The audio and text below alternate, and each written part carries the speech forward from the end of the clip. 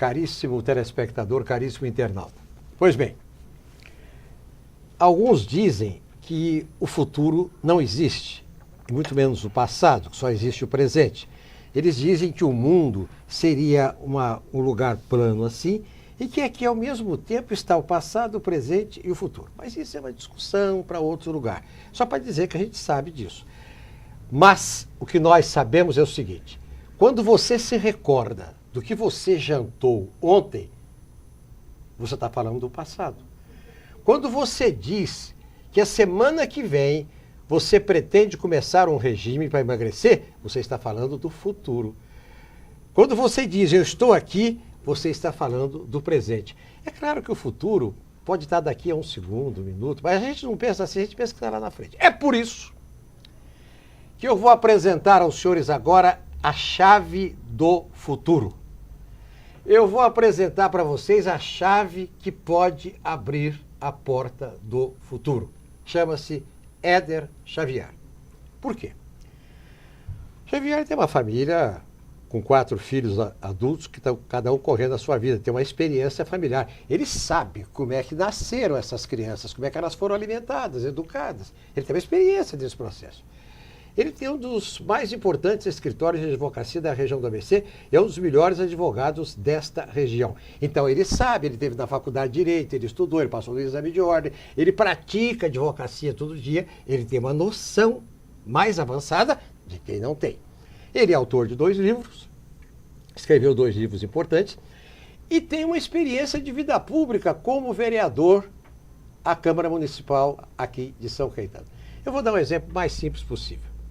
Uma pessoa, um amigo do jornalista Gustavo Baena, quer subir no morro do Everest. Ele é alpinista. Mas ele não tem noção. Então o que ele faz? Ele vai procurar alguém que esteve lá. Vai ler um livro de alguém que subiu no Everest. Ele não vai chegar lá sem saber para onde está caminhando. Então, o que é importante na vida das pessoas? É a experiência de um homem como o Éder Xavier, que possa transmitir essa experiência às gerações como você, que é tudo jovem. Aqui é tudo jovem. As pessoas que estão nos assistindo aqui têm entre 17 e 30 anos de idade, são, portanto, jovens. Jovens que querem saber o que vai acontecer amanhã, mas que não acreditam nas estrelas, não acreditam nas cartas e são muito mais racionais. Por que eu preciso da experiência do Éder Xavier? Porque eu vou tratar de um assunto que interessa a você. Que você pode se ferrar se você não prestar atenção no que nós vamos tratar aqui. O que é? O X da questão hoje é o seguinte: qual é a responsabilidade sua, você que é internauta, quando você posta mensagens na internet? Eu vou resumir em 30 segundos para não tomar tempo do Éder. No Guarujá, um internauta postou lá dizendo o seguinte: olha aqui, papapá, tem uma mulher aqui que está pegando criança para fazer magia negra, não sei o quê. Aí postou a fotografia de uma mulher do Rio de Janeiro, um retrato falado, de uma mulher que supostamente teria feito a mesma coisa no Rio, mas também que não foi encontrada. Veja o curioso. Mas não estava acontecendo nada disso no Guarujá. O boato era falso. Tá bom. As pessoas começaram a conversar. Aí uma senhora que tinha distúrbio bipolar, mãe de uma criança de 12 anos, mãe de outra criança de 1 ano e 6 meses que nasceu o ano passado, que fazia tratamento para a cabeça, resolveu pintar o cabelo. Não tinha nada a ver com o retrato falado, mas alguém falou: essa aqui é a mulher que está roubando criança. E aí os senhores acompanharam os vídeos terríveis que apareceram na internet, vídeos terríveis de uma mulher sendo massacrada, sendo arrebentada, e a mulher não tinha nada a ver com isso.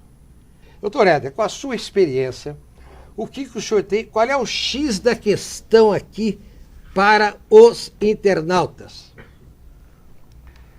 Ney Gonçalves Dias, eu queria falar com o pessoal, iniciar, primeiro dizer aí para o internauta, quem está vendo o nosso programa e ouvindo o nosso programa, mandar um grande abraço, uma alegria estar aqui no programa. Mas, Ney, eu vou falar com o pessoal da web para ver se a gente, ao contrário de ter uma vez por semana o X da questão, eu queria que tivesse todo dia o X da questão, porque eu vi você falar, principalmente com a sua experiência, com o seu carinho, que fala que eu tenho experiência, que conta um pouco da minha história, aos 60 anos de idade, vividos em São Caetano do Sul, eu fico tão feliz. Quem não gosta de carinho, de ser elogiado? Não sei se eu mereço as distinções que você me dirige, mas quero dizer que fico muito feliz. E o tema é um tema responsabilidade pelo que publicamos na internet. Não é? Na internet ou em qualquer lugar. Quer dizer, a Bíblia tem um negócio interessante, né, que você conhece.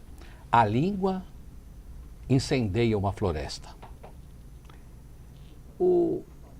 Que eu saiba, a língua tem um combustível subjetivo.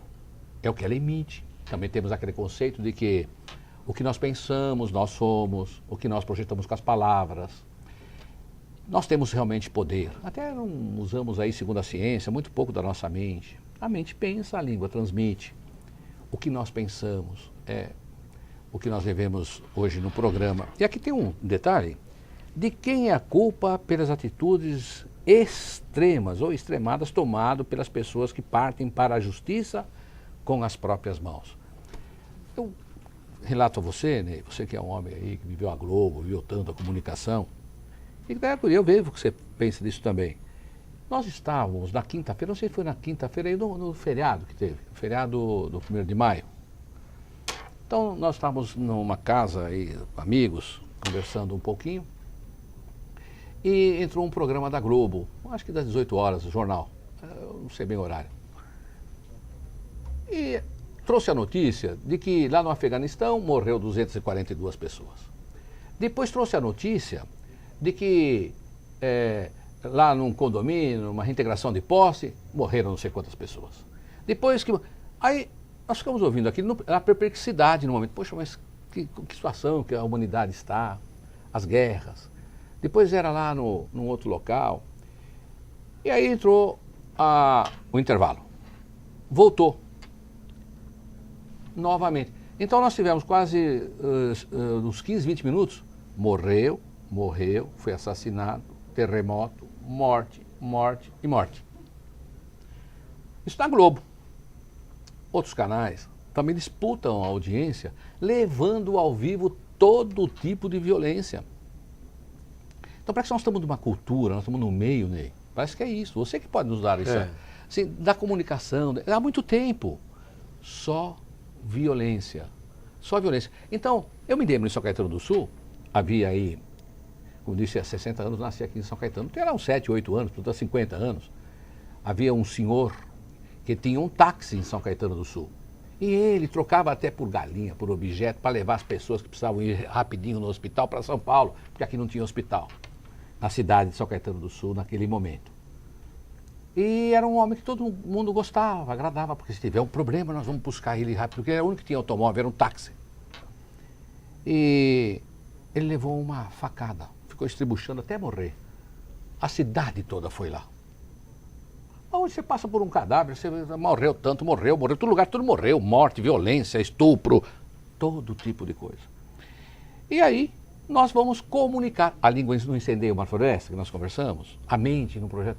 Eu vivo numa cultura de violência, eu recebo informações de manhã até à tarde sobre violência. E de repente eu interpreto aquilo e olha, aquela pessoa que eu não tenho certeza, eu acho que ela realmente pegava criancinha, matava as criancinhas, cortava o pescoço, tomava o sangue para rituais satânicos. Eu estou falando isso, não tem problema eu falar isso, é tão natural, eu estou vendo na televisão o tempo todo isso. Então nós estamos numa situação que eu acho que também tem uma grande responsabilidade. Como você pensa isso, né, a respeito desses veículos de informação que estão fazendo isso, estão fazendo com que a gente viva no meio de tanta violência. E aí a gente passa a reproduzir. Agora temos que ter a responsabilidade. Aqui nós estamos discutindo no programa, o tema do programa é responsabilidade, que publicamos na internet. Agora, onde nasce a responsabilidade? Nós somos fruto do meio. Se nós estamos no meio de tudo... Então, a responsabilidade não é só, penso eu. Porque houve uma decisão agora do Tribunal de Justiça, até o doutor Neves Amorim, que ele estendeu os efeitos da injúria, da difamação e da calúnia para aqueles que vão repercutir uma idiotice, uma maluquice na internet. Então houve uma coisa que é tão fora do comum e você passa a repercutir, você também é responsável por injúria, calúnia e difamação. É uma decisão do doutor Amorim, do Tribunal de Justiça do Estado de São Paulo, no desembargador. que tivemos a oportunidade de entregar a ele um título de cidadão sul-sancaetanense. Mas repercutiram uma idiotice, uma maluquice muito grande. Agora, da onde vem a fonte? Como estamos sendo alimentados no convívio social por tantas informações? Você não acha também que tem a responsabilidade os veículos de informação, de comunicação? E tem mais uma coisa. Agora, por exemplo, que foi aprovado o marco regulatório civil da internet, se falou o tempo todo em se preservar a liberdade da internet. Mas voltando aos veículos. A cada dia que passa, as emissoras de televisão estão diminuindo a exibição de filmes americanos. Mas você liga a televisão, na TV fechada, nos canais, tem canais que passam filme o tempo todo. A preponderância de filmes de tiroteio, só tem filmes de tiroteio. Você liga a televisão, alguém está atirando em alguém. Não existe mais um filme mais calmo, tranquilo, um filme histórico. Não, é tiroteio, é violência. Aí acontece o seguinte, o cronista que acompanha a televisão diz assim, a novela tal, assim, estava pegando a audiência, mas anteontem a protagonista se pegou a tapa e rolou no chão com a mocinha e a audiência subiu 5 pontos. Absurdo. Absurdo. Absurdo, absurdo, absurdo. Ney, essa mulher que está aqui, que foi espancada lá no Guarujá, a gente vê aquilo ao vivo. A gente está fazendo uma confusão. Aquilo é verdadeiro ou é filme? Aqui teve uma morte aí, que a gente também viu pela televisão. O sujeito chega lá com o bandido, lá com aquele da moto, lá com o capacete, dá isso aqui, e atira. O moço leva um tiro, ele cai, o outro vai, e dá mais um tiro. Agora, a gente fica assim, pensando que o ser humano vai de mal a pior. É onde vai parar isso tudo? Parece que ficou um bando assim, incontrolável. Uma coisa assim, fora da... Quem que vai acordar? Seria o Estado, por exemplo, uma das coisas. Seria o Estado, seria uma comunicação diferente, porque quando teve a história das televisões de cultura, vinculadas ao Estado, lato sensu também, então, para que não haja assim, preponderância dos interesses econômicos, que o Estado fazendo uma contraposição, um balanceamento entre aquilo que é como é isso que você falou. Olha aqui, bateu 5% mais, ou 5 pontos mais na audiência. Então, e aí parece que não deu muito resultado. Então hoje a gente fica assim, qual seria o caminho? Precisa inventar alguma coisa para que possa fazer um combate a esse Estado que perdeu um bando. Eu quero me alimentar, eu aprendi a me alimentar dessa emoção da violência. E essa confusão também, Ney, vamos pensar direitinho aqui. Está tendo uma confusão entre o que é filme e o que é verdadeiro. Você falou dos filmes de tiroteio, mas vamos parar a pensar um pouquinho. É uma verdadeira insanidade, né, que está acontecendo. Porque você vê, esse pessoal do Guarujá não parou para saber se era verdade, não parou nada. Foi motivado por algo que está no... A Bíblia também diz que nós viveríamos dias em que a potestade do ar iria nos governar. Tem alguma coisa no ar? O que é essa potestade que está escrito lá? Né? Que está nos governando. Sério mesmo.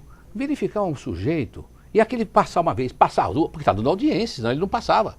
Os caras estão controlando. O camarada volta a insistir, vem lá com o capacete, com a moto, toma um tiro, me dá isso, não dou, pá! E às vezes aquele que mata também, você entregou o objeto que o bandido queria, ele também dá.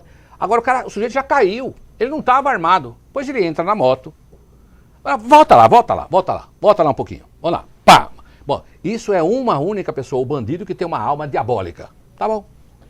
Mas nós, dar audiência, o povo dá audiência, passa de novo. O cara caiu passa lá. De novo. Agora passa mais uma vez. E a audiência subindo. Nem alguma coisa está acontecendo. E aqui tem um aspecto complicado aqui. Na semana passada, o governador de São Paulo, Geraldo Alckmin, criou o Wanted. Eu vou explicar. O Wanted foi criado pelos americanos. O que é isso? Os americanos, eles pegam a fotografia ou o retrato falado de um bandido que estão procurando, eles pegam no aeroporto, esparramam aquilo lá, se são vários, colocam 1, 2, 3, 4, e colocam embaixo assim, Wanted, quer dizer, procura-se.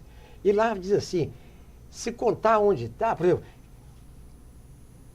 se alguém informasse onde estava o Bin Laden, era 25 milhões de dólares de presente. Aqui em São Paulo é menos. Aqui nós vamos começar com 5 mil reais, 50 mil reais. Se você estiver interessado, procura saber da Secretaria de Segurança Pública da televisão, que está tudo explicando o telefone, onde as pessoas vão dizer onde está o criminoso, o bandido. Agora, o que me preocupa na internet é o seguinte. Naquele tempo, aí o cara do FBI fala, erramos, não é esse cara, é outro. O cara vai lá, rasga, joga no lixo. Internet não. Sabe lá onde que esse vídeo está rodando? Esse vídeo falso, sabe lá onde ele está agora, na Austrália? Porque isso aqui é uma coisa virtual, quer dizer, a imagem tanto pode estar aqui, como pode estar na Rússia, como pode estar na China, como pode estar no... O senhor quer ver uma coisa?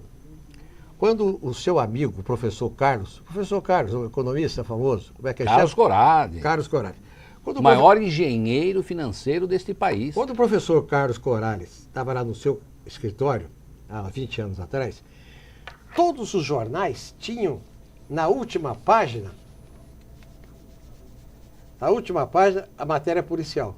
Era na última página só. Todos os jornais tinham repórteres policiais, eram 2 ou 3. Todos os jornais, quando a gente ia aprender jornalismo, chegava lá e falava, olha, amanhã você vai lá na Brigadeiro Tobias dar plantão lá. Porque a Secretaria de Segurança Pública, o DEIC é na Brigadeiro Tobias, então a gente ia para lá para aprender. Eles achavam que o jornalismo policial é que dava mais experiência para o novato. Hoje, professor Éder Xavier, hoje, se o senhor ligar o Jornal Nacional da Globo hoje, 75% é matéria policial. Naquele dia era eu reportei total. Acho que foi 90%, Ney. Só morte, crime e violência. Da Globo. Agora, eu tenho uma pergunta para fazer para o senhor. Como é que a gente pode, mantendo a internet livre, porque não se fala em censura, como é que a gente pode manter a internet livre, com acesso a todas as pessoas, e a gente escapar dos perigos da rede de boatos da internet? Porque não é só aqui que tem maluco, não. Tem maluco no mundo inteiro. Nós voltamos já já.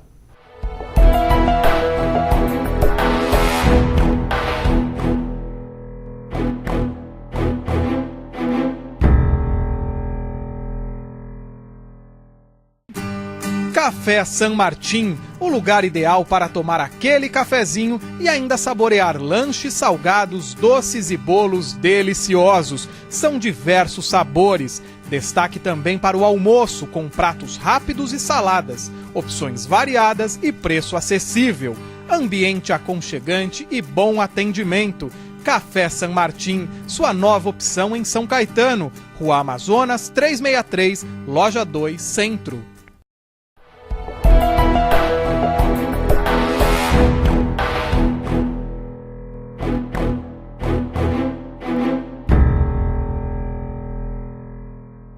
Doutor Éder, veja, o X da questão de hoje é a responsabilidade das pessoas que colocam boatos na internet e que podem levar à morte, como aconteceu com a mulher lá do Guarujá, com a moça, a senhora. Mas aqui, doutor Éder, aconteceu recentemente aqui em São Caetano do Sul o seguinte, eu vou contar rapidamente.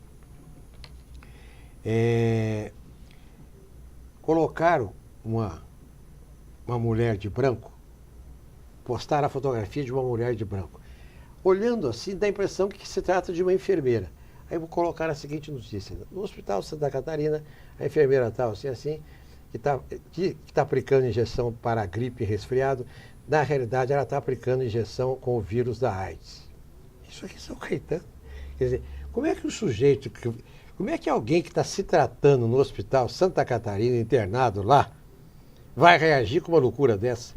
Ou a pessoa que está do lado de fora aqui, oh, meu Deus do céu, quer dizer, a dúvida, já não digo a dúvida que a pessoa tem na ciência, porque a atividade da enfermagem é uma atividade científica.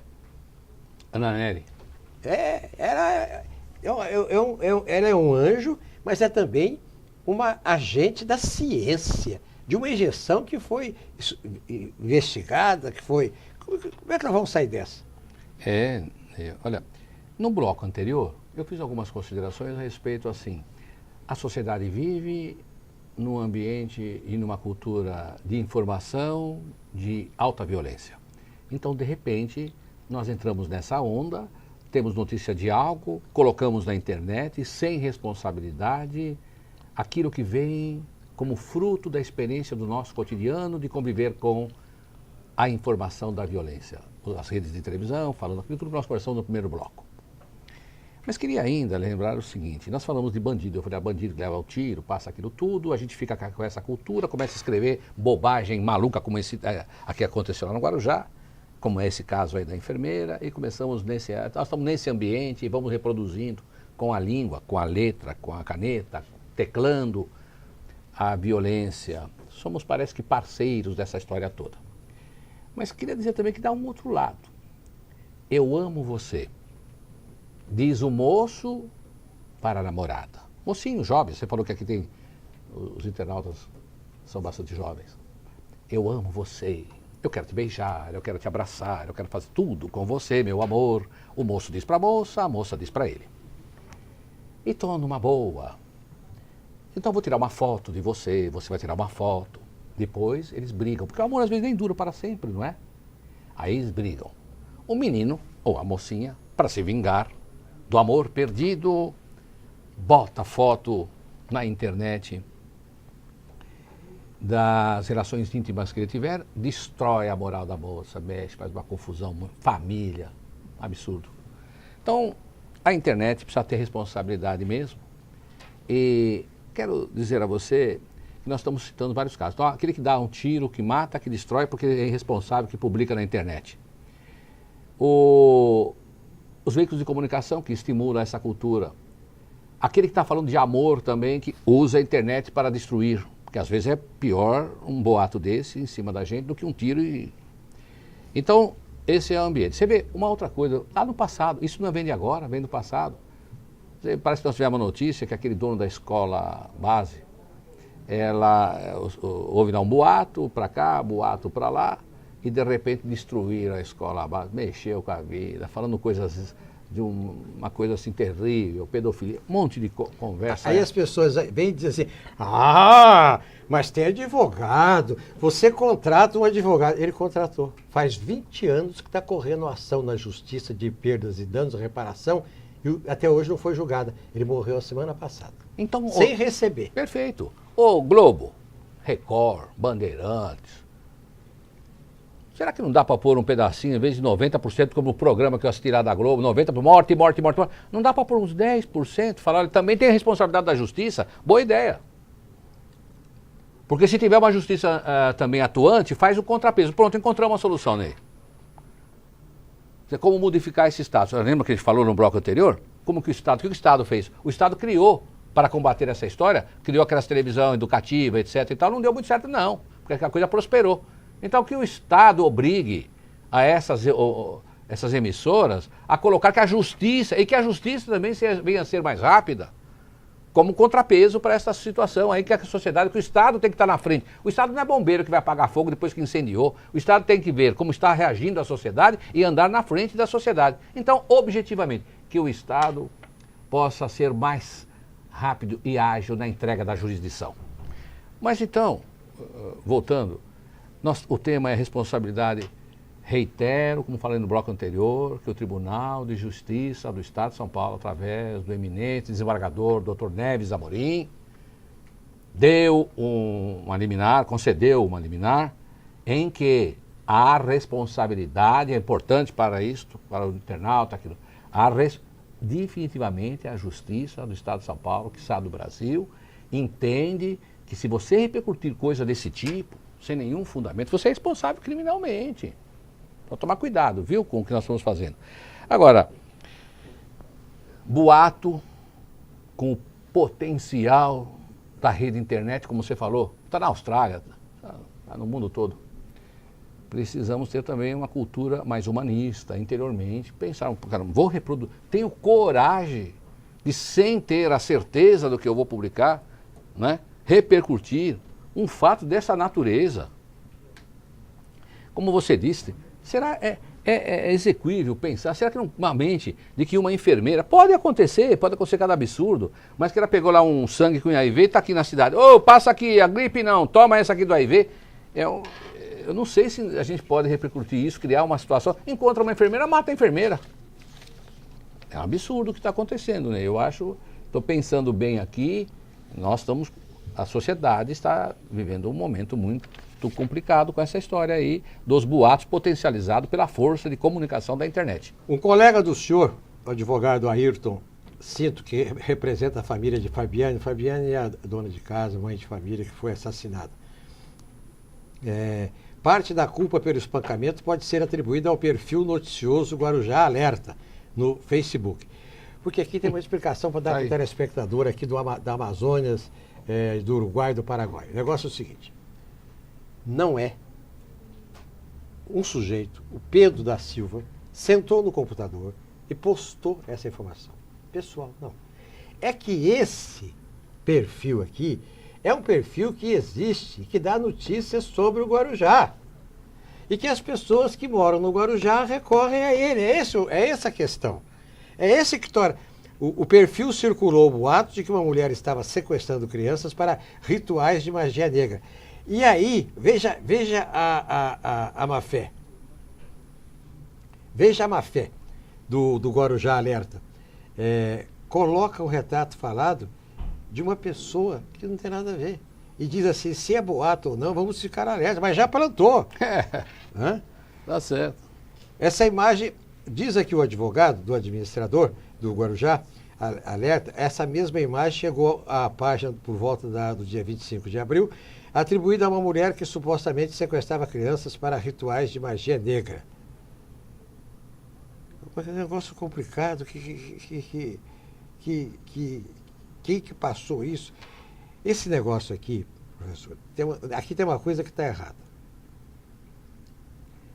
Eu não sou contra que a imprensa só dê o hard news, porque acha que o hard news é que interessa à população. Ou seja, só notícia ruim. Estou de acordo, capaz de tudo bem. Se a população quer? A população quer. O que eu quero dizer é o seguinte: um rapaz de 27 anos vai assistir um jogo de futebol sexta-feira passada, vai ver o seu time jogar o Santa Cruz. Ele fica lá no campo, sentado, fumando um cigarro, esperando todo mundo sair. Aí sai o torcedor daquele time, do outro time, sai a polícia, coisa lá. Aí ele chegou lá em cima, pegou um vaso sanitário e jogou lá na cabeça das pessoas que estavam passando lá embaixo. Não foi determinada pessoa, jogou. Mas aí ele falou, mas um só é pouco. Aí ele pegou outro vaso sanitário e jogou. Tá bom, matou um na hora, feriu 3, um está em estado grave. Muito bem. O que acontece? O mundo inteiro dá essa notícia. O que os caras vão pensar de nós? Nós somos os imbecis. Na véspera da Copa do Mundo acontece isso. Agora, é preciso ver a coisa sob um outro contexto, professor. Esse país aqui, ele é maior e tem população maior do que a França, com toda a sua cultura. Nós somos maiores e temos mais população do que a Alemanha. Nós temos maior espaço territorial e gente do que a Inglaterra. Quer dizer, somos um continente, somos uma nação séria. Mas isso ninguém fala. A impressão que dá é que só tem vagabundo maluco jogando vaso sanitário. Vai lá na USP, professor. Tem pesquisa permanente sendo feita no país.